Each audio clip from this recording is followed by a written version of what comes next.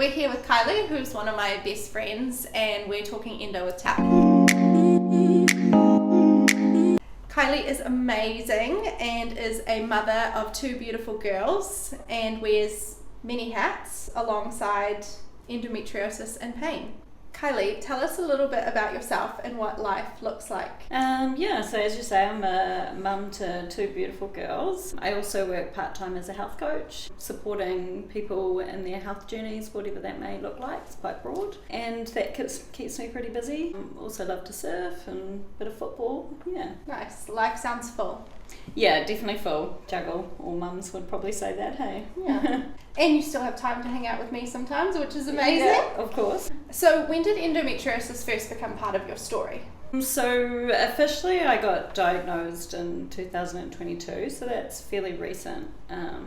But I've been, having symptoms for a long time. So probably I think it was about 11 years prior to that. I think I only know this because medical insurance, go back and they won't cover things because of symptoms previous. So 11 years before that, I was in and out of the doctors with symptoms of passing out, going to the bathroom, awful things like that, terrible pain. And I think looking back, I always had really bad periods from day dot. Yeah. Like I remember having to stay home from school. Yeah, it's always been like a thing for me, which I kind of thought was just what was normal and what you kind of had to put up with, until kind of realised years later that it was actually endometriosis. Yeah. This is such a theme that we've seen in the women that we've talked to, having pain since the very beginning of menstruation and almost over time accepting that like it's normal. Yeah, I think you just don't know any different, right? And I think back then you didn't really talk openly about periods either. Yeah. So like you only know your own experience. And how do you juggle life and all the things that you have to do plus the things that you want to do alongside your pain? I struggle. Yeah. That's probably the biggest thing. Is like there's so many things I'd like to do, but there's only so much you can do. It's almost like this extra layer that you manage on top of everything else. Mm-hmm. And it usually kicks in right when you're really peak busyness, you've got important things on, and then you've got that added extra layer to kind of deal with. I think I kind of learned like I'm almost quite cautious not to overload myself. Yeah. But that really does hold you back. Yeah. And then you always get it wrong, at times. It's kind of things are always changing, so you don't know when you're going to be thrown something different. Yeah, I think that's probably the biggest struggle of it all, to be honest. I feel like there's so much trial and error when it comes to endo. Like you almost need to try different foods or try different activity levels and things like that. And sometimes getting it wrong teaches you so much, but the stakes are high because getting it wrong means pain and days off work. And I was about to say, you still got to get up and go to work. You've still got to get up and be a mum. Nothing stops, so you have to learn to do all those things while being in incredible pain. What does a flare day look like for you? So now my endo, I would say, is quite well managed, but I get incredible back pain. So like some days if I'm flaring, I'll wake up and it'll be hard to kind of move, so I might get my partner to put my tap on my back before I start my day, before I get out of bed. I used to take a lot of sort of like Voltaren and ibuprofen, which I still use as well, but the main thing that I use is TAP. Something, even though TAP is our hero product and our world is TENS machines and developing really great TENS machines, as an occupational therapist, something that's so important to me as a toolkit. I love how TAP can be a part of people's toolkit, and like you say, you can still rely on pain medications over the counter or prescriptions, things like wheat bags. Kind of have to layer the things, right? Depending on the day. And different combinations, different days. Do you find that as well? Yeah, I guess depending on where you're at in your cycle. Because I find like around ovulation I get a bit of pain. Yeah. And usually that's quite managed with like a tap. But then leading up to my period it can be quite different, very swollen. Yeah. I find Voltaren really helpful for that. And definitely diet, unfortunately. Yeah, that's a big one for me that I've found over time. Like it's silly, I keep going back and like trying it again to see, because it's a lot of work. I'm quite strictly gluten free. It is inconvenient to eat like that. Yeah, and for sure.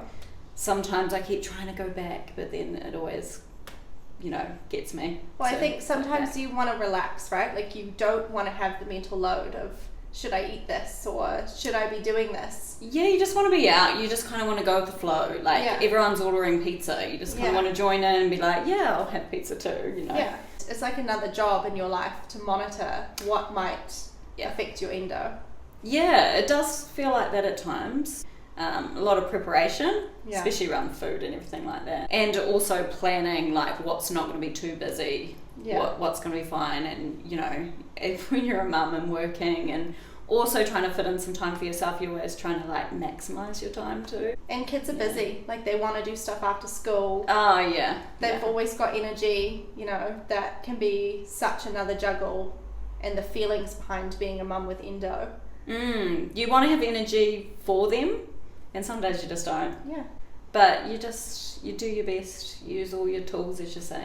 What do you think your girls learn from watching you care for yourself? I hope they learn, I guess it's like that personal boundaries, right? Like, so you've got to do what works for you. That doesn't always suit everyone else, but you've got to look after the overall kind of picture of what your life looks like and how you can manage it. Yeah, and I hope they just kind of learn that, to love themselves and look after themselves, really. I think sometimes when we're having hard times, we put pressure on ourselves, but actually our kids are learning so much by watching us be human. Yeah. So how has endo changed the way you plan your work, your social life, things like that? I have to admit, this gets me a lot. I feel like I go really planned and I'm really good, and then everything gets really busy, and then I fall off, and then I get overwhelmed, and then it's a little bit of a cycle. Yeah. I'll admit to that, I definitely don't have that down. I guess in terms of, I've kind of learnt lately that try and put aside the guilt. You know how when you say you can't go to work? Yes, you feel awful, and especially when you work with the people and people are relying on you to be there and everything. I think I've been like, it's okay, it's valid, your pain's valid, almost compartmentalising it a little bit, because that's how you get through, right? Yeah. But you don't validate that you can slow down, you can stop. Actually, if you need some sick days, take them. Yeah. Have you chosen a work schedule that works for you around your cycle? I do have flexible working, which is really helpful. So in terms of how I engage with clients can look different depending on what my week looks like. So yes, I guess in a way, I do. Yeah. I know that I need some time where I do have some sit down time and restful time during my week. Yeah.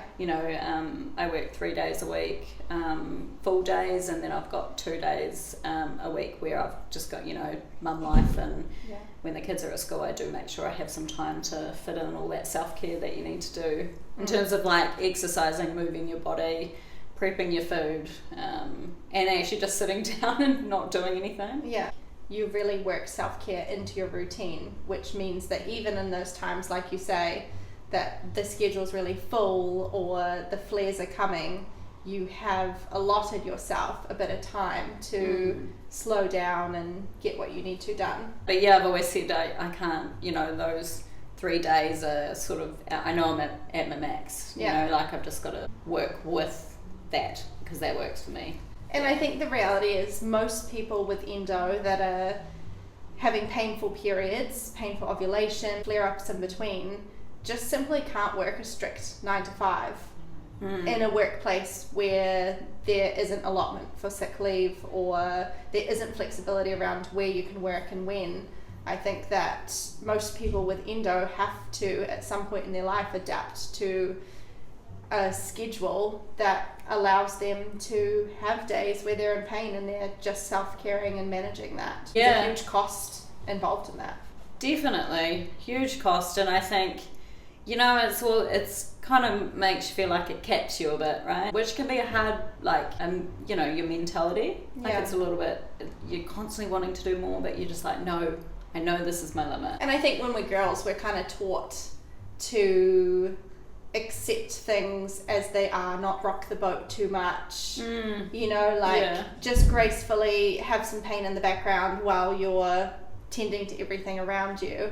And as women, we kind of need to unlearn that a little bit sometimes and figure out when are the times to just bear down and like, no, my kids need something, I need to get this done, I need to just put my tap on and go, and figure out the times that we can be a little bit more of an advocate for ourselves and say, actually no, today I need the day off, actually no, I need somebody else to step in today.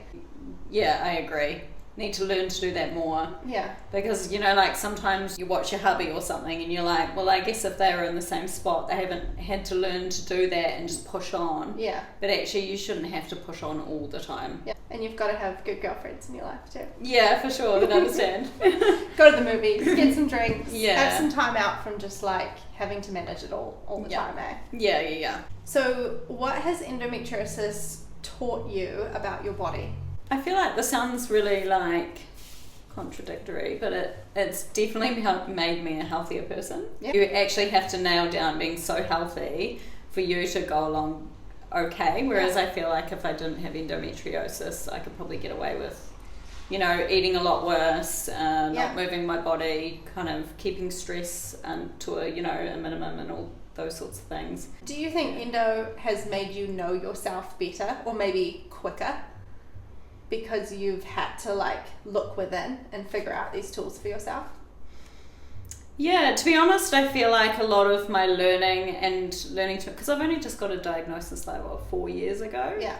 And so I kind of wish I had that diagnosis a long time ago. Yeah. When I was actually struggling with it, because I just would have had so much more direction. Yeah. And knowing what was going on. I knew there was something wrong, but every time I went to the doctors and things, they would say, you know, like it's just painful periods. You just happens for some women. You just have to get on with it, and you know, like it's not really helpful when you're young and you're just trying to figure it out. Yeah. Sometimes just having the word or like having the diagnosis lets you get a little bit more real about it in a way. Like when you're dismissed in that way, like you say, like, oh, it's just a painful period, then you think like, oh well, what's wrong with me? Like I've got to keep going. Yeah, and I guess you're like, oh, everyone's feeling like this. Yeah. So, and everyone else seems to be doing it, you know. Yeah. It's that whole comparison thing, which I know you shouldn't do, but totally, it's kind of human nature, right? Yeah. I think for me, because it's 4 years, I think a lot of that kind of learning, I'd say it has made me learn myself a lot more, and definitely made me think about my limitations and the whole management side of it. Yeah, it sounds like you really nailed down on what works in your toolkit and what works in your lifestyle over the last 4 years, which is a pretty quick adaptation, really. When you become a parent as well, you you have to have that stuff down, because or else, you know, like you got your little ones relying on you, and the motivation, you might say, to really get it down. And because I know you so well, I can say something I really admire about you is your ability to articulate your needs, or how things have been going for you, what your limits and boundaries are. Sometimes when I think of creating my own boundaries, I think of how you might articulate it, because it comes across so strong, so compassionate, so matter of fact. It just makes me feel like, okay, cool, there's Kylie, there's what she needs, here's what's happening, and we can all kind of be there for each other because of that. Oh, thank you. That's so nice, because I think when I say it, I don't particularly feel strong and matter of fact and all those things, you know, you're kind of just putting it out there. So that's really nice to hear. I think that's another thing that you really have to do is you kind of have to put a bit of a positive spin on your choices, and really fall in love with the choices that you make. Yes. That you need to do for this because it keeps you well, but actually fall in love with that. It's quite easy to be like, oh, I have to do that. Yeah. It's like making the most of what works for your life. Like if you feel like a victim, then you're going to feel like a victim, right? Yeah. It's like trying to feel positive about a situation you can't change.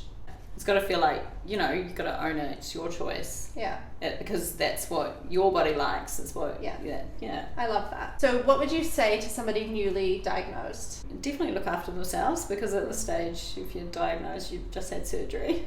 I would say, do your research, and then kind of go through and, as you say, build your toolbox, I think. And don't be afraid to rely on what you need to rely on. Yeah. Because, you know, you talk to lots of different people, and everyone's quite different. Yeah. And mentally you have that toolbox, and then you, even if you have to like write yourself a list, and then when you're kind of feeling a bit overwhelmed with pain or feeling really awful, you can kind of go to that and go, right, what am I going to use today? That's such a practical piece of advice, to even write down your toolkit so that you can literally be like, what feels the best on here, or why don't I choose 2 things and start with that, or...